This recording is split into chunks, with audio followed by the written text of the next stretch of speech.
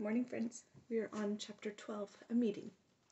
One evening, a few days after the writing had appeared in Charlotte's web, the spider called a meeting of all the animals in the barn cellar. I shall begin by calling the roll. Wilbur. Here, said the pig. Gander. Here, here, here, said the gander. You sound like three ganders, muttered Charlotte. Why can't you just say here? Why do you have to repeat everything? It's my idiosyncrasy, replied the gander. Goose, said Charlotte. Here, here, here, said the goose. Charlotte glared at her. Goslings, 1 through 7. B-B-B, B-B-B, B-B-B, B-B-B, B-B-B, B-B-B, said the goslings.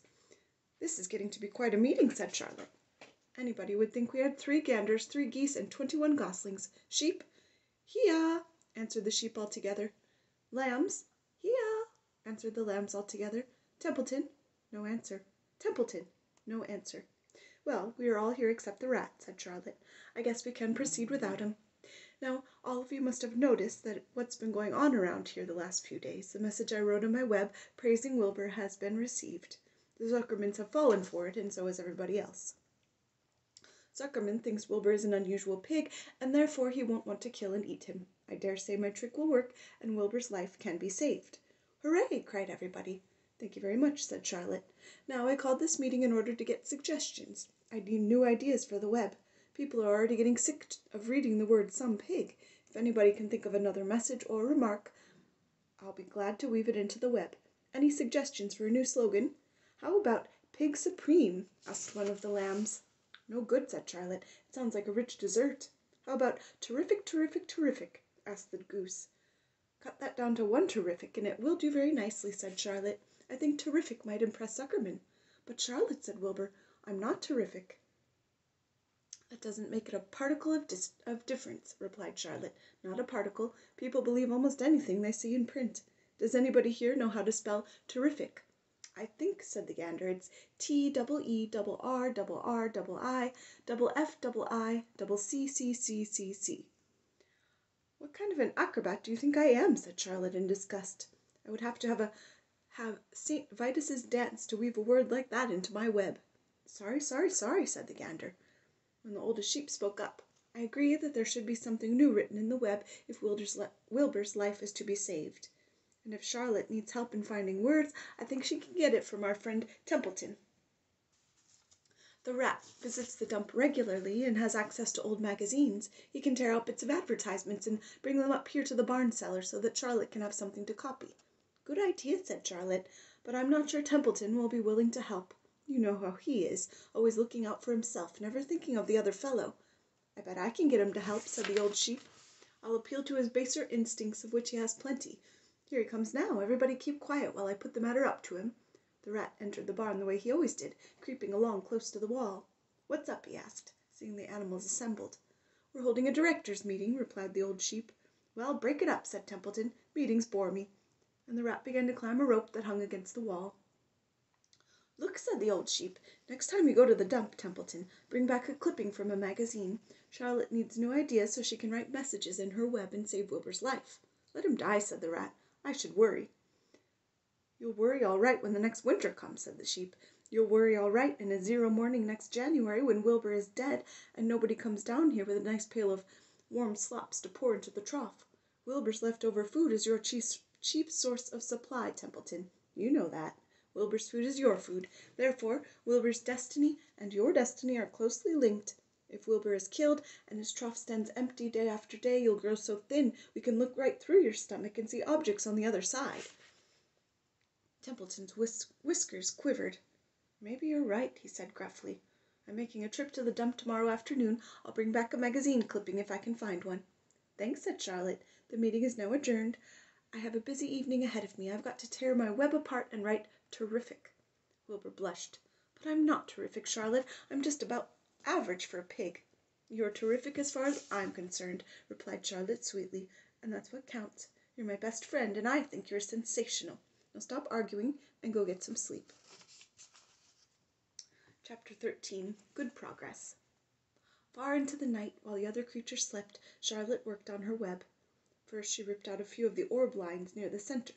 She left the radial lines alone, as they were needed for support. As she worked, her 8 legs were a great help to her. So were her teeth. She loved to weave, and she was an expert at it. When she was finished ripping things out, her web looked something like this. A spider can produce several kinds of thread. She uses a dry, tough thread for foundation lines, and she uses a sticky thread for snare lines, the ones that catch and hold insects. Charlotte decided to use her dry thread for writing the new message. If I write the word terrific with sticky thread, she thought, every bug that comes along will get stuck in it and spoil the effect. Now let's see. The first letter is T. Charlotte climbed to a point at the top of the left-hand side of the web. Swinging her spinnerets into position, she attached her thread and then dropped down. As she dropped, her spinning tubes went into action and she let out thread. At the bottom, she attached the thread. This formed the upright part of the letter T. Charlotte was not satisfied, however. She climbed up and made another attachment right next to the first. Then she carried the line down so that she had a double line instead of a single line. It will show up better if I make the whole thing with double lines. She climbed back up, moved over about an inch to the left, touched her spinnerets to the web, and then carried a line across to the right, forming the top of the T. She repeated this, making it double. Her 8 legs were very busy helping. Now for the E. Charlotte got so interested in her work, she began to talk to herself, as though to cheer herself on. If you had been sitting quietly in the barn cellar that evening, you would have heard something like this. Now for the R. Up we go, attach, descend, pay out line.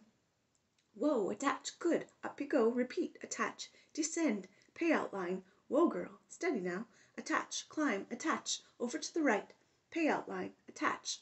Now right and down and swing that loop and around, and into the left, attach, climb, repeat. Okay, easy, keep those lines together. Now then, out and down for the leg of the R. Pay out line. Whoa, attach, ascend, repeat. Good girl. And so, talking to herself, the spider worked at her difficult task. When it was completed, she felt hungry. She ate a small bug that she had been saving. Then she slept. Next morning, Wilbur arose and stood beneath the web. He breathed the morning air into his lungs. Drops of dew, catching the sun, made the web stand out clearly. When Lurvy arrived with breakfast, there was the handsome pig, and over him, woven neatly in block letters, was the word terrific. Another miracle. Lurvy rushed and called Mr. Zuckerman. Mr. Zuckerman rushed and called Mrs. Zuckerman. Mrs. Zuckerman ran to the phone and called the Arables. The Arables climbed into their truck and hurried over. Everybody stood at the pig pen and stared at the web and read the word over and over, while Wilbur, who really felt terrific, stood quietly swelling out his chest and swinging his snout from side to side. Terrific, breathed Zuckerman in joyful admiration. Edith, you better phone the reporter on the Weekly Chronicle and tell him what has happened. He will want to know about this. He may want to bring a photographer. There isn't a pig in the whole state that is as terrific as our pig. The news spread. People who had journeyed to see Wilbur when he was some pig came back again to see him now that he was terrific. That afternoon, when Mrs. Zuckerman went to milk the cows and clean out the tie-ups, he was still thinking about what a wondrous pig he owned. Lurvy, he called. There is to be no more cow manure thrown down into the pig pen. I have a terrific pig. I want that pig to have clean, bright straw every day for his bedding. Understand? Yes, sir, said Lurvy. Furthermore, said Mr. Zuckerman, I want you to start building a crate for Wilbur. I have decided to take the pig to the county fair on September 6th. Make the crate large and paint it green with gold letters. What will the letters say? Asked Lurvy. They should say, Zuckerman's famous pig. Lurvy picked up a pitchfork and walked away to get some clean straw. Having such an important pig was going to mean plenty of extra work. He could see that. Below the apple orchard at the end of a path was the dump where Mr. Zuckerman threw all sorts of trash and stuff that nobody wanted any more.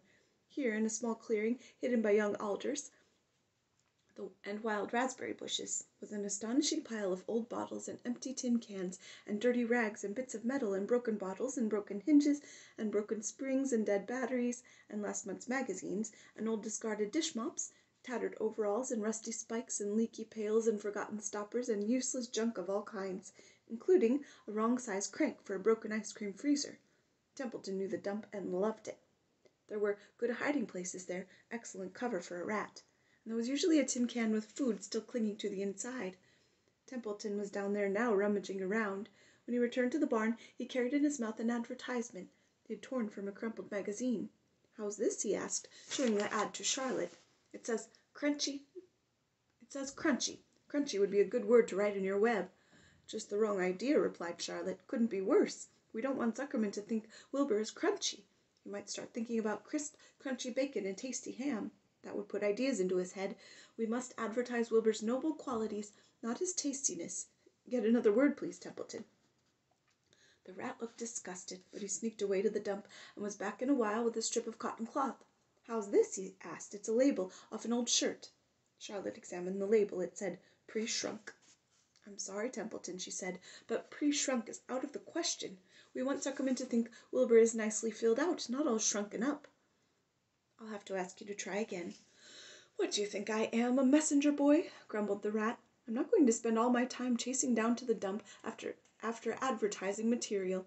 "Just one more, please," said Charlotte. "I'll tell you what I'll do," said Templeton.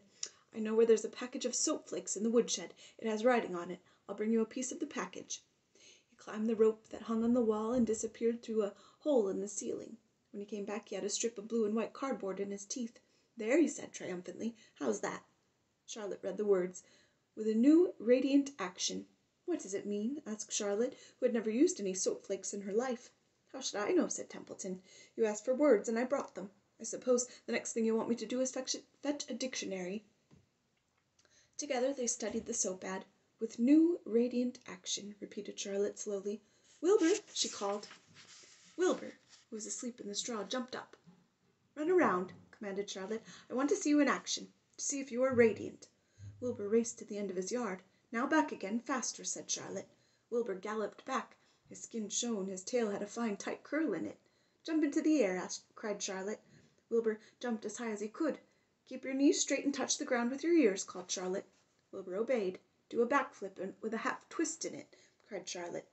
Wilbur went over backwards, writhing and twisting as he went. "Okay, Wilbur," said Charlotte. "You can go back to sleep." "Okay, Templeton, the soap ad will do, I guess. I'm not sure Wilbur's action is exactly radiant, but it's interesting." "Actually," said Wilbur, "I feel radiant."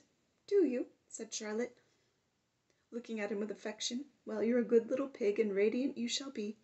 I'm in this thing pretty deep now. I might as well go to the limit." Tired from his romp, Wilbur lay down in the clean straw. He closed his eyes. The straw seemed scratchy, not as comfortable as the cow manure, which was always delightfully soft to lie in. So he pushed the straw to one side and stretched out in the manure. Wilbur sighed. It had been a busy day, his first day of being terrific. Dozens of people had visited his yard during the afternoon, and he had had to stand and pose, looking as terrific as he could. Now he was tired. Fern had arrived and seated herself quietly on her stool in the corner. "Tell me a story, Charlotte," said Wilbur, as he lay waiting for sleep to come. "Tell me a story." So Charlotte, although she too was tired, did what Wilbur wanted. "Once upon a time," she began, "I had a beautiful cousin who managed to build her web across a small stream. One day a tiny fish leaped into the air and got tangled in the web. My cousin was very much surprised, of course. The fish was thrashing wildly. My cousin hardly dared tackle it, but she did. She swooped down and threw great masses of wrapping material around the fish and fought bravely to capture it." "Did she succeed?" asked Wilbur. "It was a never-to-be-forgotten battle," said Charlotte. "There was the fish, caught only by one fin, and its tail wildly thrashing and shining in the sun. There was the web, sagging dangerously under the weight of the fish." "How much did the fish weigh?" asked Wilbur eagerly. "I don't know," said Charlotte. "There was my cousin, slipping in, dodging out, beaten mercilessly over the head by the wildly thrashing fish, dancing in, dancing out, throwing her threads and fighting hard. First she threw a left around the tail. The fish lashed back. Then a left to the tail and a right to the midsection. The fish lashed back. Then she dodged to one side and threw a right, and another right to the fin. Then a hard left to the head, while the web swayed and stretched." "Then what happened?" asked Wilbur. "Nothing," said Charlotte. "The fish lost the fight. My cousin wrapped it up so tight it couldn't budge." "And then what happened?" asked Wilbur. "Nothing," said Charlotte. "My cousin kept the fish for a while, and then, when she got good and ready, she ate it." "Tell me another story," begged Wilbur. So Charlotte told him about another cousin of hers who was an aeronaut. "What is an aeronaut?" asked Wilbur. "A balloonist," said Charlotte. "My cousin used to stand on her head and let out enough thread to form a balloon. And then she'd let go and be lifted into the air and carried upwards on the warm wind." "Is that true?" asked Wilbur. "Or are you just making it up?" "It's true," replied Charlotte. "I have some very remarkable cousins. And now, Wilbur, it's time you went to sleep." "Sing something," begged Wilbur, closing his eyes. So Charlotte sang a lullaby, while crickets chirped in the grass and the barn grew dark. This was the song she sang. Sleep, sleep, my love, my only, deep, deep in the dung and the dark. Be not afraid and be not lonely. This is the hour when frogs and thrushes praise the world from the woods and the rushes. Rest from care, my one and only, deep in the dung and the dark. But Wilbur was already asleep. When the song ended, Fern got up and went home. Have a good day, friends.